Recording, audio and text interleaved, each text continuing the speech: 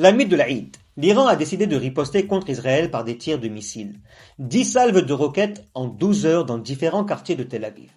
Aujourd'hui, premier jour de l'Aïd al-Fitr, bonne fête de Ramadan à toutes et à tous, on est le vendredi 20 mars 2026. L'Iran, selon le CGRI, selon les médias israéliens Haaretz, Jérusalem Post et le Front intérieur israélien, on parle de 10 salves de missiles iraniens concentrés sur la zone de Rahovot. Cette zone est très importante, je m'explique. Zone densément peuplée, centre informatique, centre énergétique et électrique.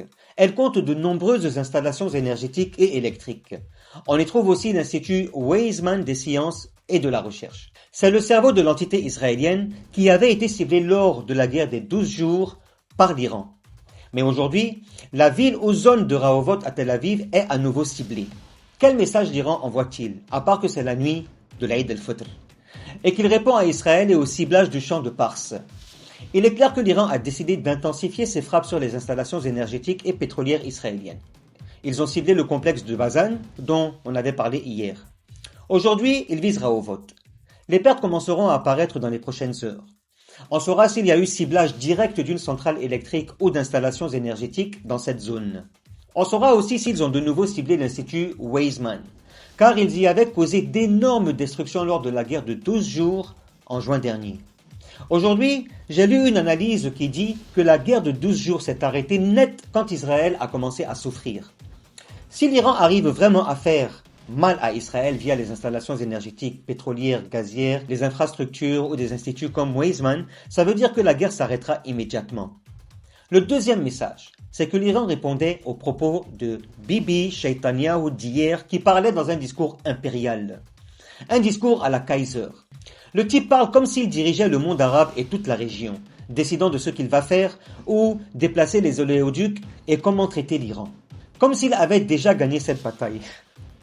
L'Iran lui répond en lui disant « Si t'as fini ton discours, nous on a bombardé Israël et les territoires occupés avec 10 salves de missiles. » Bon, comme d'habitude, Israël étouffe l'affaire et dit qu'il n'y a ni blessés, ni morts, ni destruction.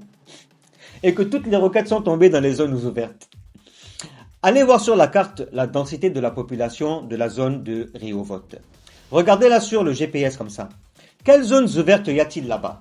Pour que vous sachiez que si 10 missiles iraniens de type Khorram Shahr, Khaybar Shakan, Fatah et Qadr, ces missiles à haute capacité destructrice, roquettes à fragmentation et à sous-munitions, s'ils tombaient vraiment dans des zones comme Rahovot, on parlerait de pertes par dizaines, que ce soit des morts ou des blessés, peut-être même par centaines, et de lourds dégâts aux infrastructures. Alors suivez les médias israéliens.